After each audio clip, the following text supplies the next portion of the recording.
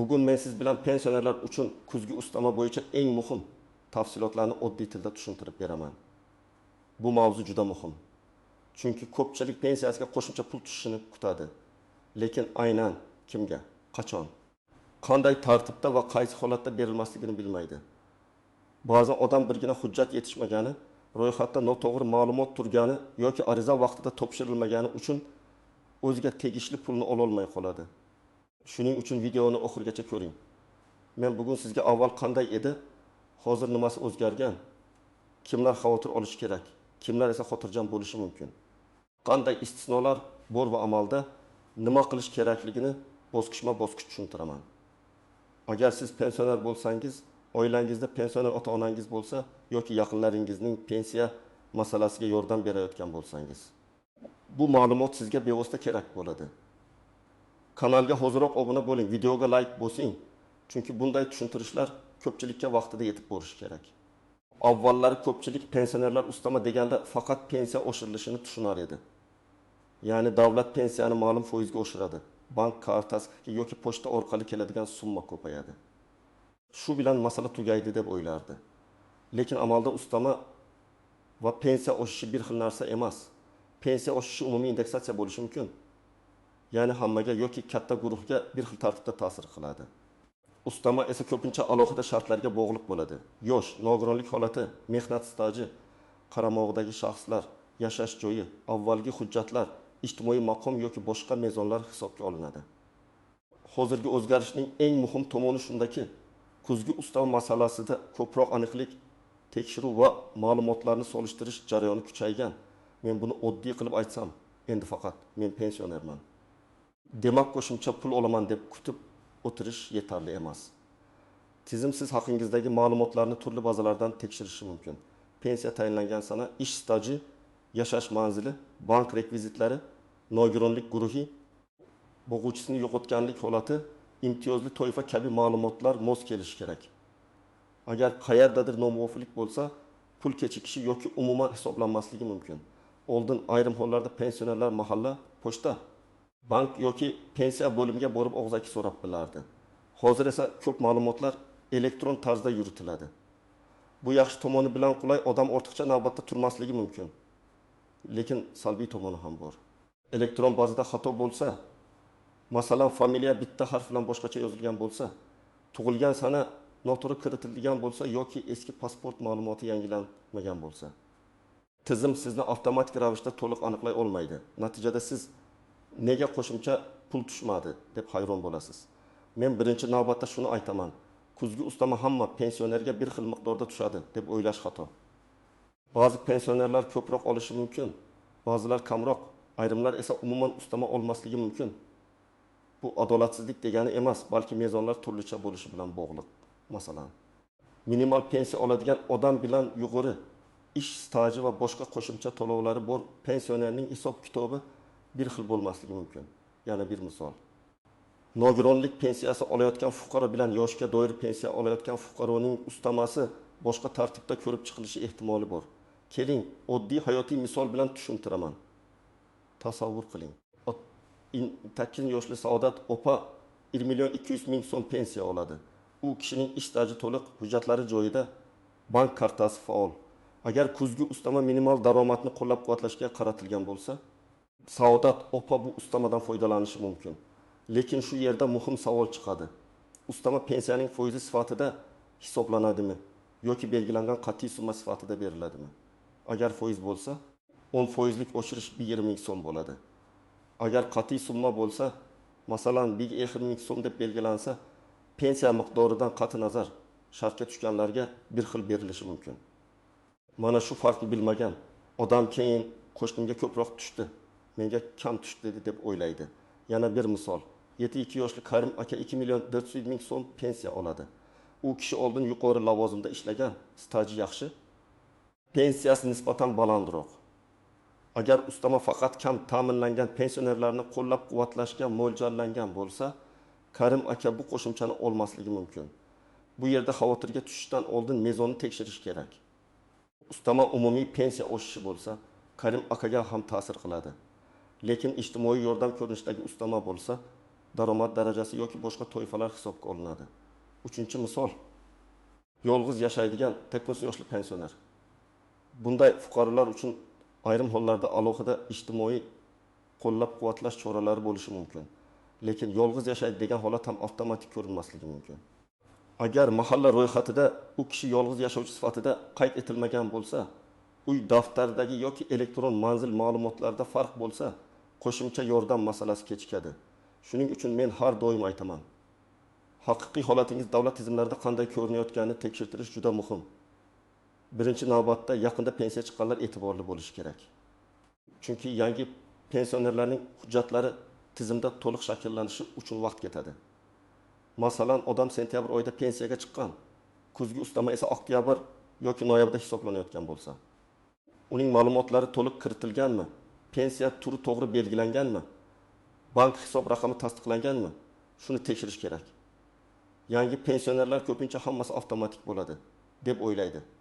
Lekin birgina bank kartasi faol bo'lmasa ham pul qaytib ketishi yoki ushlanib qolishi mumkin. Ikkinchi guruh hujjatlarda o'zgarish bo'lgan pensionerlar. Familiya o'zgargan bo'lsa, pasporti yangilangan bo'lsa, yashash manzili almashgan bo'lsa, bank kartasi yangilangan bo'lsa, albatta pensiya organlariga yoki tegishli xizmatlarga ma'lumot yangilanganini tekshirtiring. Masalan, Mohira OPA eski kartasi muddati tugagani uchun yangi karta oldi. Lekin pensiya to'lov tizimida eski karta rekviziti qolib ketdi. Oddiy pensiya ham kechikishi mumkin. Ustama esa umuman tushmagandek ko'rinadi. Aslida pul hisoblangan bo'lishi mumkin, lekin to'lov kanali noto'g'ri bo'lgani uchun yetib bormaydi.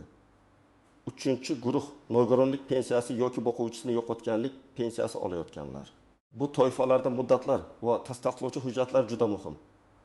Nogironlik guruhi muddati uzaytirilganmi? Tibbiy ma'lumotlar tizimda aks etganmi?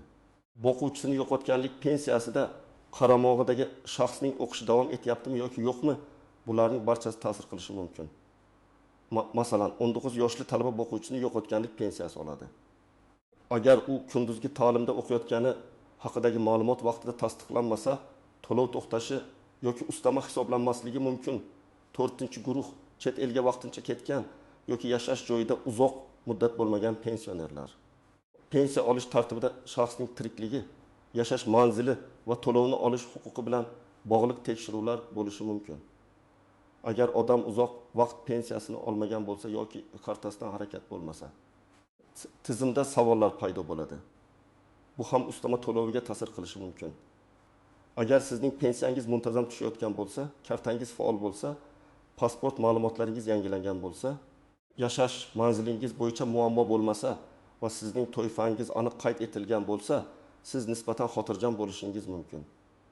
Lekin bu butunlay tekshirmasangiz ham bo'ladi degani emas. Men amaliyotda shuni ko'p ko'raman. Odam bir necha yil pensiyasini muammosiz olib kelgan bo'ladi. Lekin aynan qo'shimcha to'lov chiqqanda ba'zida eski xato ko'rinib qoladi. Masalan, pensiya har oy tushadi, chunki asosiy to'lov bo'yicha tizim ishlayapti. Lekin qo'shimcha ustama uchun alohida mezon tekshirilganda odamning nogironlik guruhi eski ma'lumot bilan turgani aniqlanadi. Yoki mahalla bo'yicha yolg'iz yashovchi sifatida kiritilmagan bo'ladi. Shuning uchun xotirjam bo'lish mumkin, lekin befarq bo'lish mumkin emas. Eng ko'p uchraydigan xato shuki, odamlar ustamani qarz yoki kredit bilan aralashtirib yuboradi. Agar pensionerning bank kartasida kredit qarzi bu avtomatik yechib olinadigan to'lov yoki ijro hujjati bo'lsa, tushgan pulning bir qismi ushlab qolinishi mumkin. Odam ustama tushmadi deydi, aslida tushgan, lekin darhol qarzga yo'naltirilgan bo'ladi. Bunday holatda bankdan hisob varaq harakati bo'yicha ko'chirma olish kerak. Unda qachon qancha pul tushgani va qayerga yechilgani ko'rinadi. Yana bir nozik masala, ustama hisoblangan sana bilan to'lov sanasi bir xil bo'lmasligi mumkin. Masalan, hujjatda oktyabr oyidan hisoblanadi deyilsa, odam oktyabrning 1-kuniyoq pul kutadi. Lekin amalda hisob-kitob oy oxirida yoki keyingi to'lov davrida amalga oshirilishi mumkin. Agar ustama ortga qarab hisoblanadigan bo'lsa, keyingi oyda 2 oy uchun birga tushish ham mumkin. Shuning uchun birinchi kechikishda vahmaga tushmasdan rasmiy izoh va hisob-kitobni tekshirish kerak. Ba'zan pensioner bir vaqtning o'zida bir nechta asos bo'yicha qo'shimcha to'lovga da'vogar bo'ladi. Masalan, yoshga doir pensioner, nogironligi bor, yolg'iz yashaydi va kam daromadli. Bu holatda hamma ustama qo'shilib ketadi deb o'ylamaslik kerak. Ayrim to'lovlar bir-birini almashtirishi mumkin, ayrimlari esa qo'shilishi mumkin. Qaysi biri qo'shiladi, qaysi biri alohida beriladi. Bu normativ tartibga bog'liq. Men tavsiya qiladigan eng to'g'ri yo'l. Menga qaysi asos bo'yicha qanday qo'shimcha hisoblanganini yozma yoki elektron tarzda tushuntirib bering deb so'rash. Yana bir muhim nuances, ustama doimiy bo'lishi ham, vaqtinchalik bo'lishi ham mumkin. Agar u pensiya miqdorining tarkibiy qismi sifatida kiritilsa, keyingi oylarda ham davom etadi. Agar u bir martalik kuzgi yordam bo'lsa, faqat bir marta beriladi. Odamlar ko'pincha bir marta tushgan pulni keyingi oy ham kutadi. Keyin pensiya ham kamayib qoldi deb o'ylaydi. Aslida asosiy pensiya kamaymagan, faqat bir martalik ustama tugagan bo'ladi. Endi eng muhim qismga o'tamiz. Siz hozir nima qilishingiz kerak? Birinchi qadam, pensiyangizning oxirgi 2 yoki 3 oylik tushumini tekshiring. Agar bank kartasiga olsa, bank ilovasi orqali yoki bank filialidan ko'chirma oling. Agar pochta orqali olsa, to'lov kvitantsiyasi yoki pochta ma'lumotini saqlang. Sizga aniq raqamlar kerak. Qaysi oyda qancha tushdi? Qaysi sana tushdi? Oldingi oyga nisbatan farq bormi? Ikkinchi qadam, shaxsiy ma'lumotlaringizni tekshiring. Pasport yoki ID karta ma'lumotlari, tug'ilgan sana, familiya, ism, otasining ismi, yashash manzili, telefon raqami to'g'ri bo'lishi kerak. Agar yaqinda hujjat almashtirgan bo'lsangiz, eski ma'lumot tizimda qolmaganiga ishonch hosil qiling. Buni pensiya bo'limi, davlat xizmatlari markazi yoki tegishli elektron xizmatlar orqali tekshirtirish mumkin. Uchinchi qadam, o'z toifangizni aniqlang. Siz yoshga doir pensiya olasizmi? Nogironlik pensiyasimi? O'quvchisini yo'qotganlik pensiyasimi? Ijtimoiy nafaqami yoki boshqa to'lovmi? Bu juda muhim. Chunki ustama aynan pensiyaga berilishi mumkin. Ayrim nafaqalar esa boshqa tartibda ko'riladi. Agar siz men pensiya olaman deb aytsangiz ham, huquqiy jihatdan bu pensiya emas, nafaqa bo'lishi mumkin. Hisob kitobda katta farq qiladi. 4-qadam, agar pul tushmagan bo'lsa, og'zaki so'rash bilan cheklanib qolmang. Men quyidagi mazmunda murojaat qilishni tavsiya qilaman. Mening pensiya to'lovim bo'yicha kuzgi ustama hisoblangan yoki hisoblanmaganini, hisoblangan bo'lsa miqdori va to'lov sanasini, hisoblanmagan bo'lsa sababini yozma ravishda tushuntirib berishingizni so'rayman. Mana shu jumla juda foydali, chunki siz umumiy savol bermayapsiz, aniq javob talab qilyapsiz. Hisoblanganmi? Qancha, qachon? Nega yo'q? 5-qadam, hujjatlarni oldindan tayyorlang. Sizga ID karta yoki pasport, pensiya guvohnomasi yoki pensiya tayinlangani haqidagi ma'lumot, bank kartasi rekvizitlari, nogironlik bo'lsa tasdiqlovchi hujjat. O'quvchisini yo'qotganlik bo'lsa tegishli hujjatlar, talaba bo'lsa o'qish joyidan ma'lumotnoma, yashash manzili bo'yicha zarur tasdiqlar kerak bo'lishi mumkin. Hamma hujjatni bir papkaga joylab qo'ying. Bu oddiy ko'rinadi. Lekin amalda odamlar bir hujjat uchun 2-3 marta qatnaydi. 6-qadam, qo'shningiz yoki tanishingiz bilan solishtirganda ehtiyot bo'ling. Men tushunaman, odamlar bir-biridan so'raydi, senga qancha tushdi? Lekin ikki pensionerning holati bir xil bo'lmasligi mumkin. Biri yolg'iz yashaydi, biri oilasi bilan, biri minimal pensiya oladi, biri yuqoriroq. Biri nogironlik guruhi bo'yicha qo'shimcha oladi. Boshqasida bunday asos yo'q. Shuning uchun solishtirish faqat savol tug'dirishi mumkin, lekin xulosa qilish uchun yetarli emas. 7-qadam, agar hisob kitobda xato bor deb o'ylasangiz, muddatni cho'zib yubormang. Har bir to'lov davridan keyin darhol tekshiring. Bir necha oy o'tib ketgach, xatoni tuzatish qiyinlashadi. Ko'proq hujjat va tushuntirish talab qilinadi. Ayniqsa bank rekviziti, pasport ma'lumoti yoki nogironlik tasdiqlari bilan bog'liq holatlarda vaqt muhim. Keling, yana bir nechta real vaziyatga yaqin misolni ko'rib chiqamiz. Birinchi vaziyat. 75 yoshli pensioner penyer onaxonning pensiyasi har oy 1.500.000 so'm edi. Kuzda qo'shimcha pul chiqishi haqida eshitdi, lekin unga hech narsa tushmadi. Tekshirsa, u kishining bank kartasi muddat tugagan, yangi karta ochilgan. Lekin pensiya tizimida eski karta turgan, pul hisoblangan, ammo to'lov qaytgan. Bu holatda muammo ustama berilmaganida emas, to'lov yo'li noto'g'ri bo'lganida. Yechim bank rekvizitini yangilash va qayta to'lovni so'rash. Ikkinchi vaziyat. 19 yoshli aka pensiya oladi, lekin mahallada yolg'iz yashovchi sifatida ro'yxatda yo'q. Aslida farzandlari boshqa viloyatda yashaydi, u kishi esa uyda yolg'iz. Agar qo'shimcha yordam yolg'iz pensionerlarga bog'liq bo'lsa, tizim uni ko'rmasligi mumkin. Bu yerda mahalla bilan ma'lumotni aniqlashtirish, zarur dalolatnoma yoki ro'yxat ma'lumotini yangilash kerak bo'ladi. 3-vaziyat. Nogironlik pensiyasi olayotgan fuqaroning tibbiy tasdiq muddati yangilangan, lekin ma'lumot elektron bazaga kech tushgan. Asosiy to'lovda vaqtinchalik uzilish bo'lmasa ham, ustama hisobida muammo chiqishi mumkin. Holda tibbiy mehnat ekspertizasi bo'yicha hujjat, pensiya organidagi ma'lumot va to'lov jadvali bir-biriga mos kelishi kerak. 4-vaziyat. Pensionerning kartasiga ustama tushgan. Lekin shu kuni kredit bo'yicha avtomatik yechim bo'lgan. Odam naqd pul ko'rmagani uchun berilmadi deb o'ylaydi. Bank ko'chirmasi esa pul tushganini va darhol qarzga ketganini ko'rsatadi. Bunday holatda pensiya organi emas, bank bilan ham aniqlashtirish kerak bo'ladi.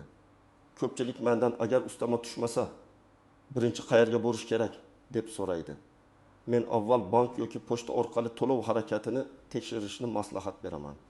Chunki ba'zan pul hisoblangan bo'ladi, lekin siz uni ko'rmagan bo'lasiz. Shundan keyin pensiya bo'limiga murojaat qiling. Agar masala ijtimoiy ro'yxat, yolg'iz yashash yoki mahalla ma'lumoti bilan bog'liq bo'lsa, mahalladan ham ma'lumot olish kerak. Yana bir savol.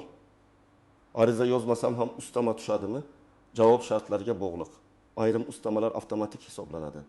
Lekin agar sizning holatingiz tizimda ko'rinmayotgan bo'lsa, ariza yoki ma'lumot yangilash talab qilinadi. Shuning uchun men faqat kuting demayman. Men tekshiring hujjatni tayyorlang, kerak bo'lsa murojaat qiling deyman. Yana bir savol, ustama kechiksa keyin to'lab beriladimi? Agar siz haqli bo'lsangiz va kechikish texnik yoki ma'lumot xatosi sababli bo'lgan bo'lsa, qayta hisob-kitob masalasi ko'tarilishi mumkin. Lekin buning uchun sizda dalil bo'lishi kerak. Murojaat raqami, yozma javob, bank ko'chirmasi, hujjat nusxalari. Og'zaki gap bilan ish yuritish qiyin. Bugungi mavzudan eng asosiy xulosa shuki, kuzgi ustama oddiy hamma kutib o'tiradi va pul tushadi degan masala emas. Bu yerda pensiya turi. Shaxsiy ma'lumotlar, bank rekvizitlari, ijtimoiy toifa, hujjatlar va tizimdagi yozuvlar juda katta rol o'ynaydi. Kimdir ustamadan avtomatik oladi, kimdir ma'lumotini yangilash kerak bo'ladi. Kimdir esa aslida mezonga tushmasligi mumkin. Eng yomon holat, odam o'z huquqiga ega bo'lib turib, tekshirmagan uchun pulni vaqtida ola olmay qolishi. Men sizga tavsiya qilaman. Bugunoq oxirgi pensiya tushumlarini tekshiring. Hujjatlaringizni bir joyga yig'ing. Bank kartangiz faol ekanini biling. Pasport va manzil ma'lumotlari to'g'riligini aniqlang. Agar ustama tushmagan bo'lsa, aniq savol bilan murojaat qiling. Menga hisoblanganmi? Qancha? Qachon to'lanadi? Agar hisoblanmagan bo'lsa, sababi nima? Sizning holatingiz qanday? Kuzgi ustama sizga tushdimi yoki hali kutyapsizmi? Izohlarda pensiya miqdorini yozmasdan faqat vaziyatingizni ayting. Tushdi, tushmadi. Kechikdi yoki tushgan summani tushunmayapsiz. Men keyingi videolarda eng ko'p uchraydigan holatlarni alohida tushuntirib beraman. Videoga like bosing, kanalga obuna bo'ling va bu ma'lumotni pensioner yaqinlaringizga ham yetkazib qo'ying.